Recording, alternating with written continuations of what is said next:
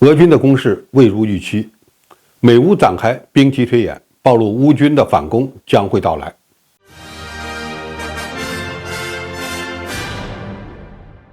观众朋友，大家好，我是付天少。俄乌冲突已经满1年了，估计很多网友都在关心俄罗斯军队将于何时何地发动多大规模的春季攻势。有人相信俄军有几十万人在乌克兰境内保持电子静默，将会用温压弹开路，以钢铁洪流发起攻击。还有网传说乌克兰军队在巴赫穆特被消灭了好几万人。现在看来，俄罗斯军队发起的春季攻势可能已经在进行中了，只不过规模有限，进展缓慢。这场攻势的主要亮点仍然是瓦格纳雇佣军在巴赫穆特实施了打击行动，俄军在其他方向的攻击势头没有获得明显进展，反而有可能遭到较大损失。这也告诉我们一个道理：不仔细观察双方的战略战术就推断作战的样式，甚至提前给出作战的结果，偏差可能会比较大。如果俄军后续没有更大规模的进攻行动，而乌克兰军队在这几个月来所准备的预备队也没有在战场上被消耗，那么接下来会不会出现乌克兰军队发起反攻呢？2022年俄军打击利西昌斯克时也是非常的猛烈，但是最终消耗掉了攻击动能。随后俄军转为大规模休整，导致乌克兰军队在哈尔科夫和赫尔松等地发起了2场大反攻。今年的情况会不会还是去年的翻版？这是值得我们重点关注的。此前泽连斯基政府就不断放话说乌克兰军队的目标是收复克里米亚。最近马里乌波尔的多个目标遭到了远程打击，这被一些人认为是乌军在为反攻做铺垫。那么乌克兰军队是否被消耗殆尽了，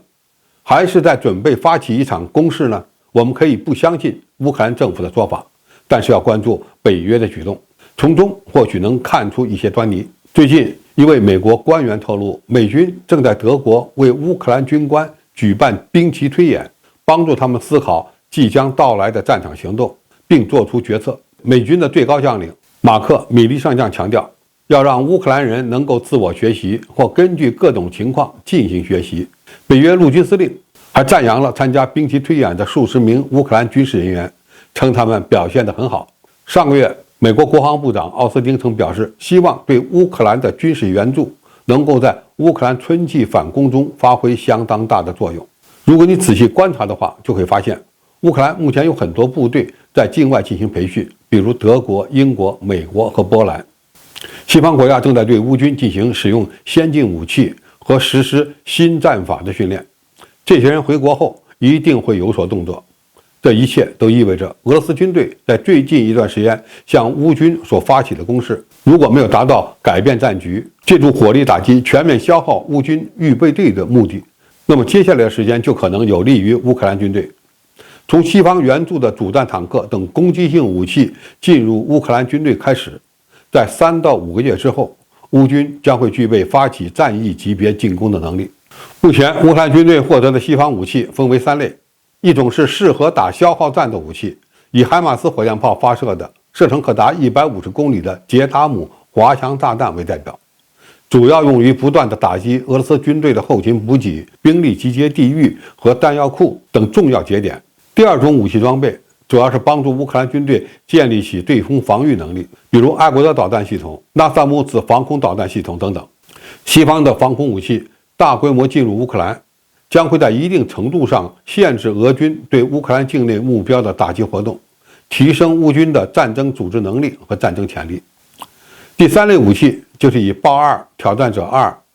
M1A2 为代表的西方主战坦克，以及 M2 布雷德利步兵战车等等。这些地面装甲力量的主要特点是态势感知能力强，相比于乌克兰军队原来装备的舒适坦克和装甲车有了极大的提升，特别是夜视夜战能力的增强，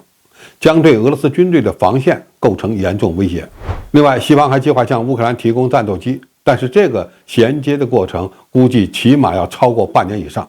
不大可能在这一次对俄罗斯军队的反攻中投入使用。